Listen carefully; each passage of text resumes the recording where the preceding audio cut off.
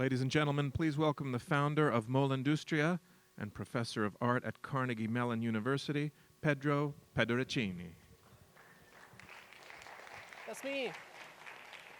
Does it work? Does it work? Does it work? Can you hear me? Do I have to touch something? Just wait.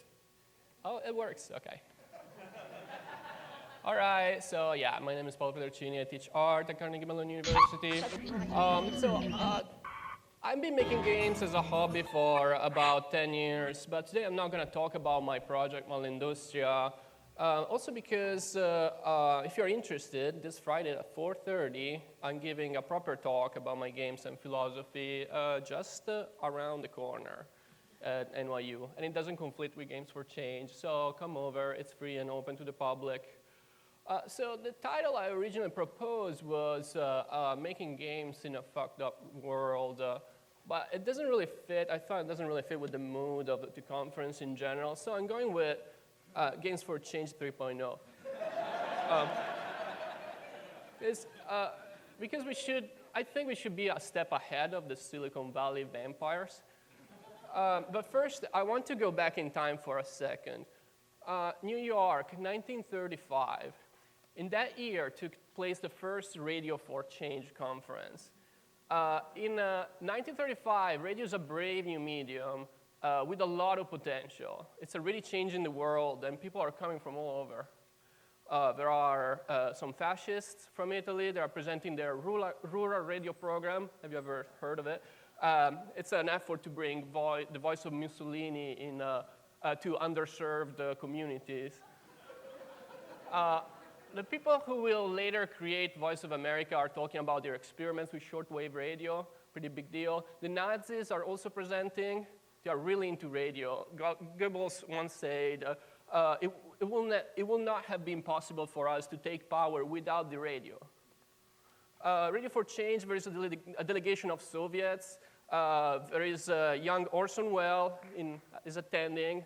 That's where he gets the inspiration for his War of the Worlds adaptation a couple of years later. And there are even some anarchists coming from the Spanish Civil War. Ezra Pound, poet, is keynoting about his anti-Semitic broadcasts. There is also the professional con artist John Brinkley that is giving a talk about his pioneering use of border blaster radio. He kind of set up this radio station across the Mexican border to illegally promote his quack medicine product and to advance his political campaign for governor of Kansas. And of course, Radio for Change never happened. I think it's unthinkable that people with completely different ideology would simply gather around a medium and a generic idea of change at that point in time. And here we are now, academia, disruptors from the education industry, DARPA creeps. Are there people from DARPA today? No. 2 years ago, there were plenty. Venture philanthropists, no-profit bureaucrats, technocrats, game fundamentalists. We are all working for all kinds of change. Therefore, we cannot really talk about change. We use euphemisms like social good, values, and other progressive no-profit terms that don't offend or scare anyone, right? Especially founders and sponsors. But we can only really talk about games. We all believe that games are awesome, and we are here. That's why this festival kind of became the main industry advocacy event, right? We're discussing games as general purpose instruments, but this is putting the means ahead of the ends. Here's my first proposition. If we can talk about the change we want to see, we can't really choose our tools according to tactical considerations and strategic goals. The Nazis embraced radio because in Germany, at that point in time, it was an extremely centralized infrastructure, perfectly consistent with the kind of change that they wanted to create. Now, the discourse around serious and transformative game has been stuck in a sort of delusional loop for several years now. Of course, at this point, we established that games can be expressive and representational media. They aren't just vectors for messages to dump into players' brains, right? They are objects we can think with, like moving images or text. They are interfaces between people. They are conversations that can happen via body language and verbal language through the clash of conflicting desires, through the dance between chance and skills, to computation and storytelling, and so on. Even single-player games are conversations. I often say that single-player computer games are a type of multiplayer game. So designers can be seen as players to some extent. They are an extreme, if you will, they are an extreme form of asynchronous, asymmetrical game, if you will. You play with the authors. So games are multitude.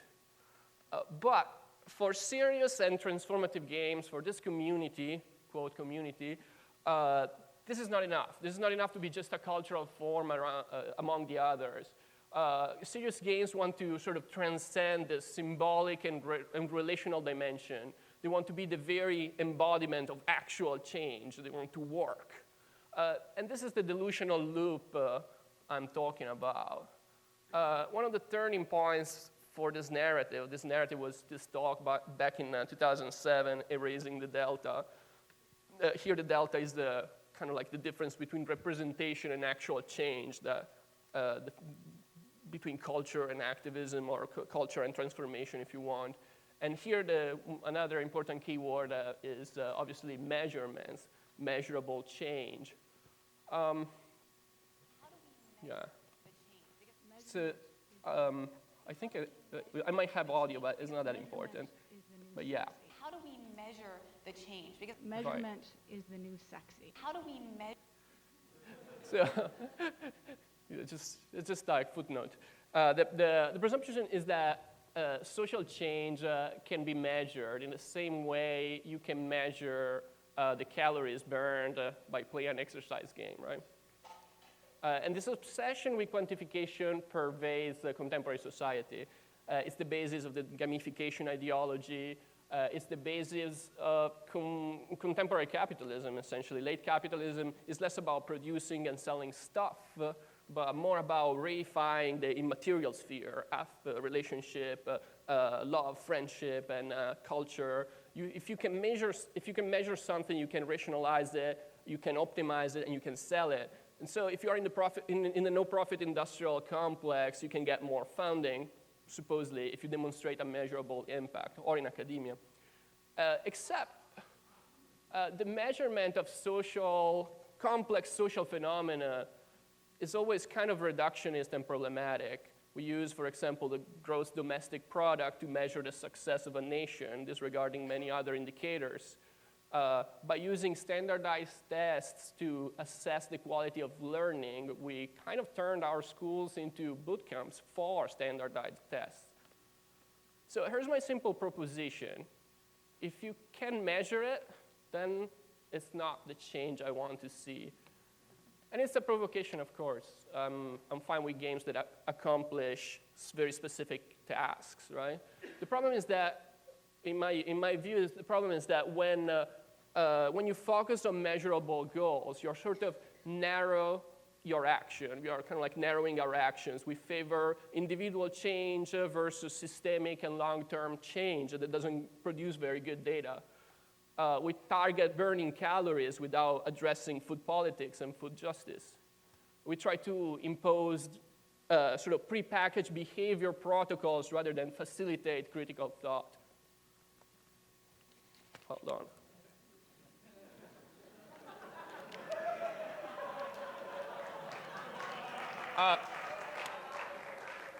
I'll go even further. If your game or technology really works in this direct and reductionist way, it freaks the fuck out of me.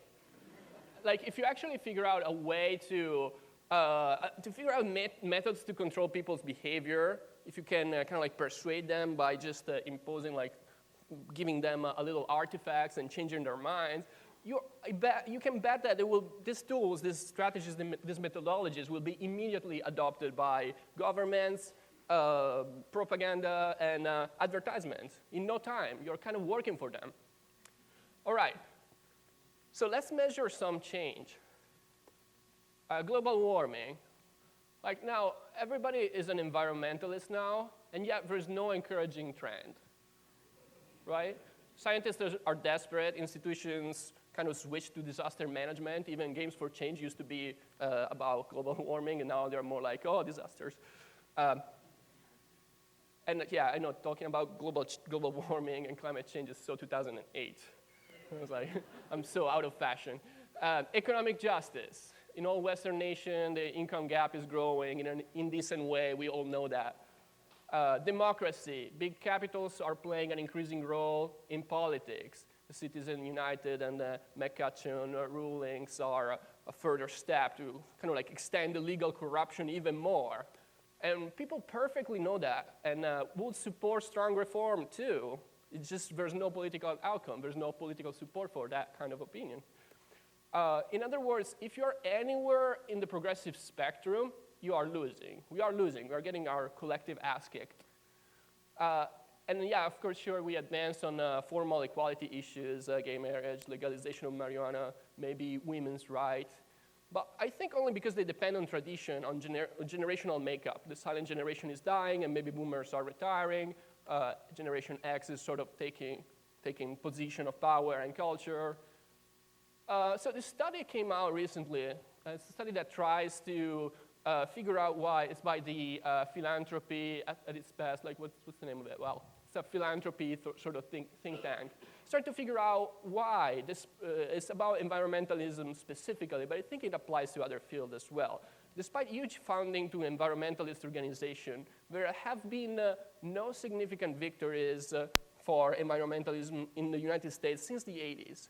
Like, for example, I don't know, like in 2009, when global warming was fashionable, green groups spent more than the industry and more than oil industry, for example, and conservative groups to promote climate change activities. And it kind of was a fiasco. Even cap and trade, which was the moderate capitalist-friendly solution, didn't pass, right?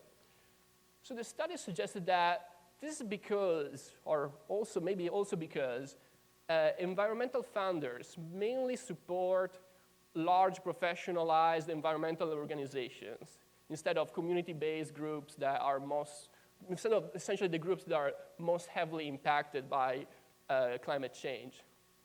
So these are the groups that favor kind of like a top-down advocacy and lobbying instead of building power and on the front lines.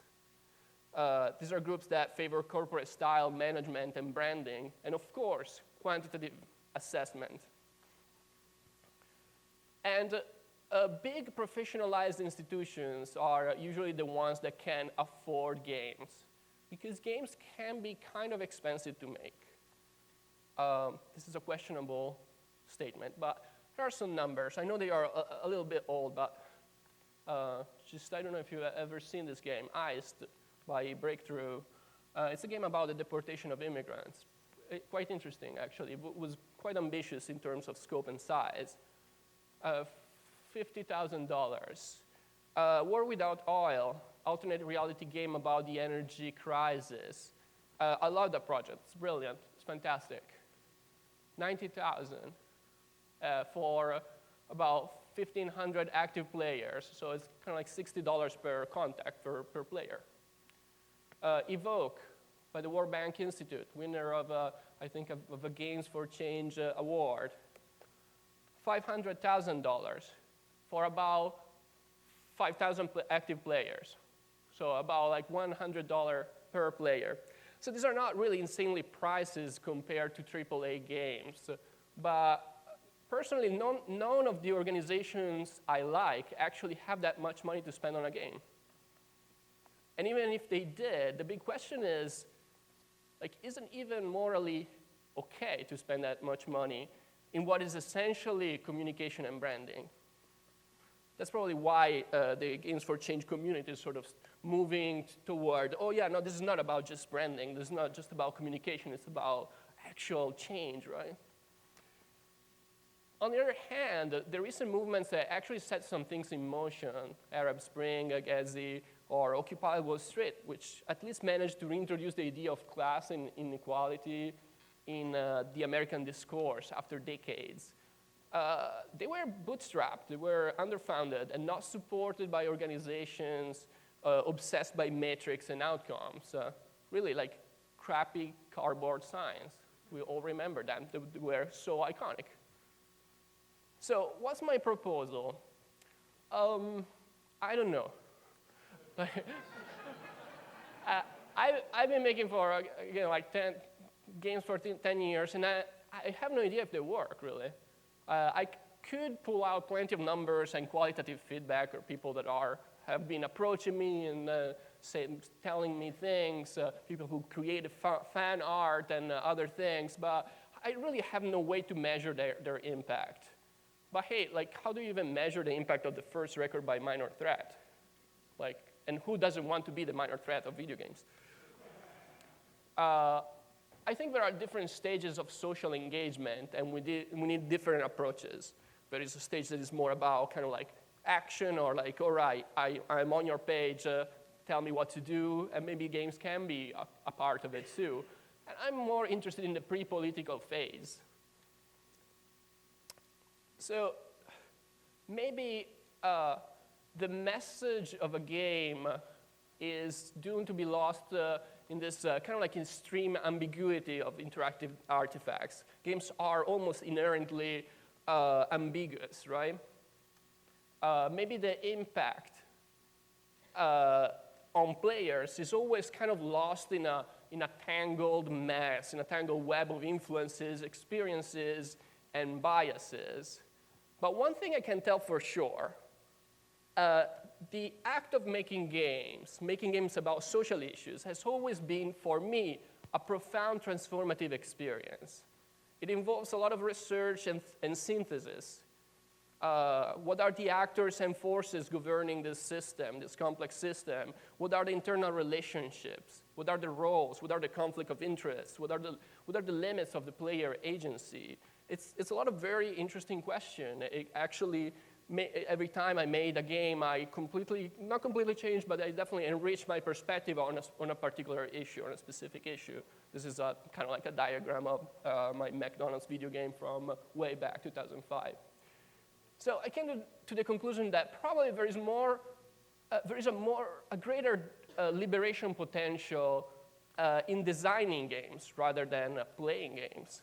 And I argue that maybe the next step of games for impact, games for change, doesn't really lie in some technological advancement, but rather in kind of helping people to engage with the practice of game design.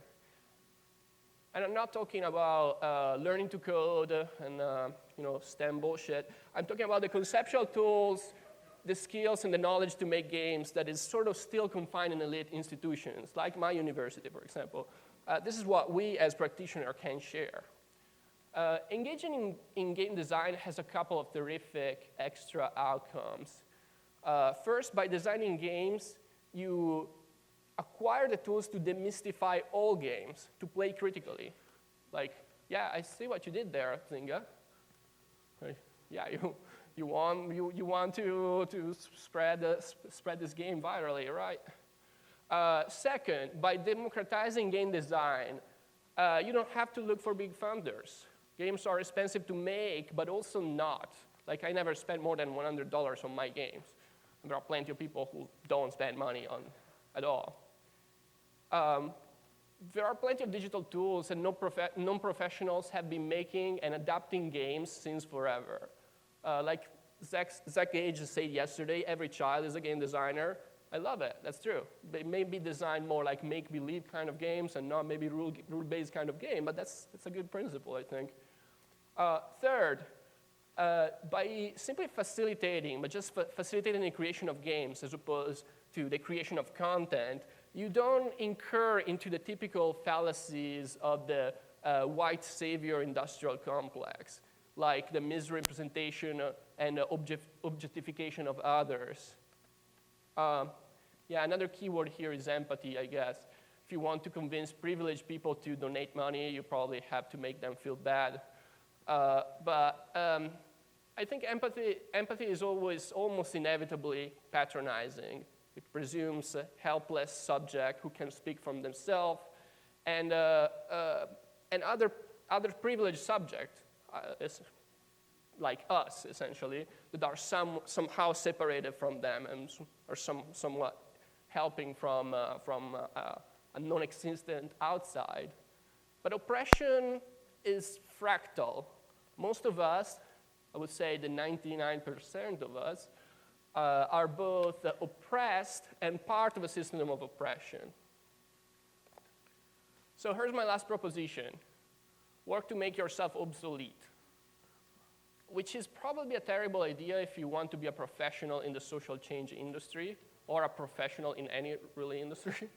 And I'll be honest, I'm not that good at this. But I want to conclude by mentioning an initiative that I've been co-organizing in the last 2 years. It's a series of workshops called Imagining Better Future Through Play, designed by committee kind of title. And it's a track of this Allied Media Conference that happens every year in Detroit. By the way, we are raising funds now. If you're following me on Twitter, I've been like blasting this stupid T-shirt that nobody wants. But you cannot buy it anymore, so I'm not going to tweet about it anymore. But just let me know, like, just get in touch with me if you happen to have like $500,000 to spare. What we do at this conference is we prototype games for change. We break them, we reassemble them, with or without computers, mostly without computers, actually, because we don't have a lot of time. But here's the most important thing, the most important difference between, for example, that initiative and Games for Change. At the Allied Media Conference, games are not the common denominator like here. Like you can go to workshops on creative placemaking, printmaking, pirate radio, organizing against surveillance, transforming the justice systems, and so on. It's a really cool, interesting place. And the thing is, we all roughly agree on the kind of change we want to see. And based on that shared vision, we figure out the media and the strategies we need. And yeah, that's it. Thank you very much.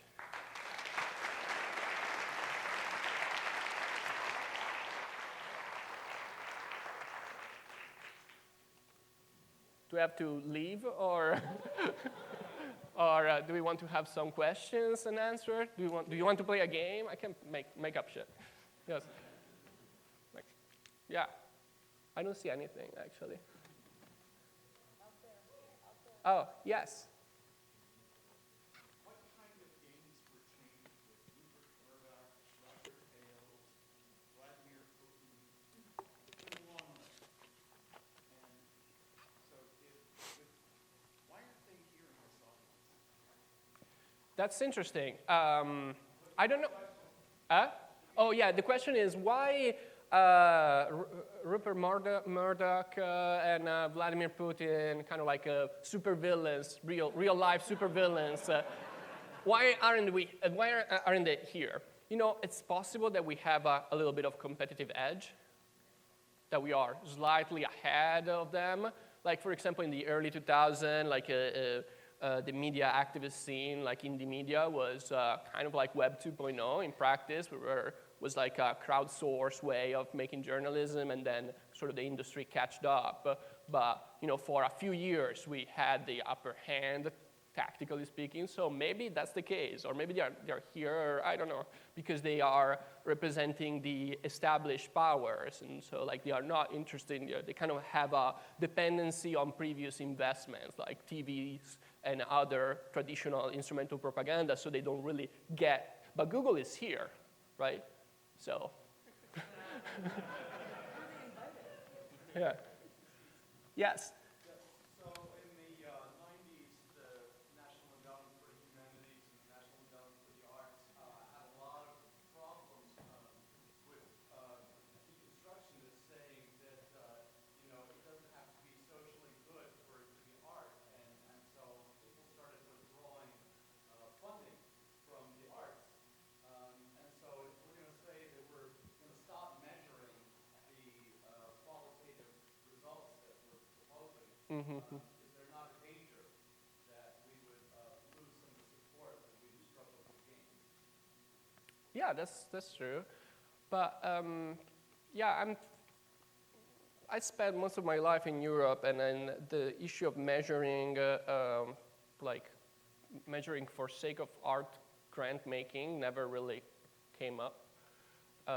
So I don't think that is the case for art. And yes, we maybe do some kind of a qualitative assessment in the art world. I don't know about the National Endowment for the Arts. I think that my understanding is that it kind of like the mission switched more towards social good art and social good rather than just funding art, whatever it is. But there are plenty of other sort of funding that are, I don't know, like Creative Capital, for example, here in New York.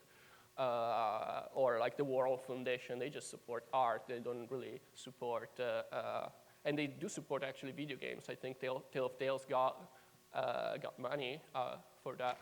So we can expect to change the funding system. Plus, the National Endowment for the Arts kind of like gave less money than Kickstarter, right? Was that the big news the other day, not the last year? So maybe it doesn't even matter that much. Are there other questions? Did I answer your question? Yes. What are your favorite ways of funding your work and the kind of work you do? I'm selling T-shirts. They are so are so good. No, here's the deal. Like I always had different jobs while making games. That seems to be the case.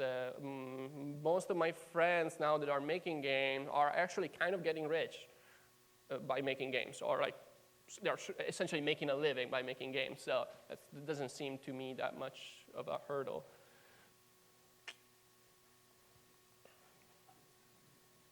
Yeah. You can also rob banks. Yes.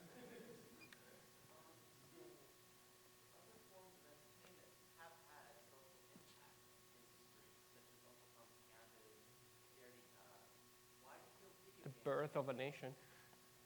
Yeah. Yes? Sorry.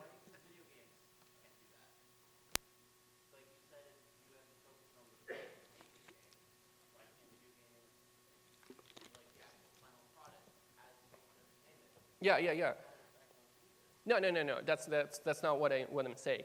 What I'm saying is, yeah, of course, but like, how do you measure that kind of impact? Yeah, you have a kind of like a broad, like in retrospect, yeah, we can say that at that point in time when, yeah, Birth of a Nation came out, there was kind of like a spike in enrollment of the KKK, right? And like we kind of like, you kind of see that was a catalyst of a turning point for that kind of history and that kind of narrative. So we can sort of make an assessment, I think, but also not, but also maybe was in the air. Yes, I think I have 2 minutes and 13 seconds. Yes.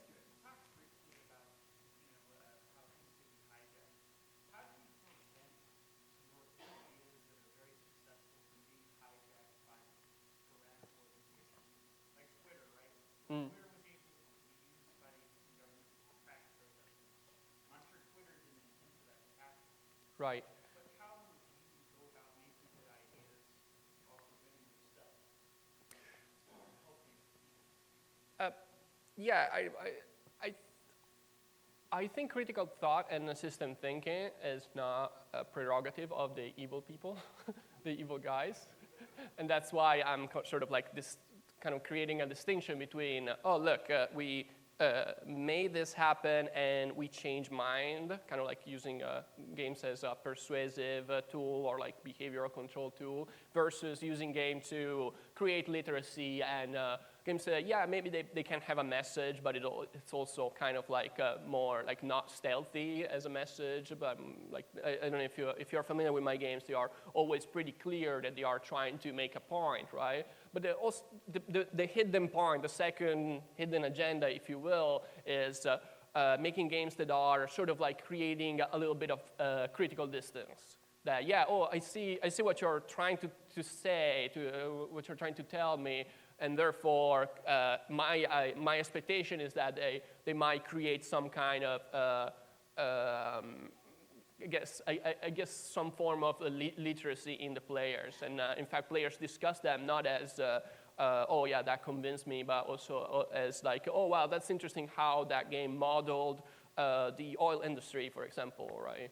And they might have some disagreement, but that kind of disagreement is, I think, is an interesting conversation to have, because once you make a game about the oil industry, showing all the bad things about the oil industry, maybe next time they will play a game about resources and management and extraction of extraction of energy or something, players will have an extra kind of like a critical edge, an extra critical conceptual tool. All right, that's it. Time is up. Thank you.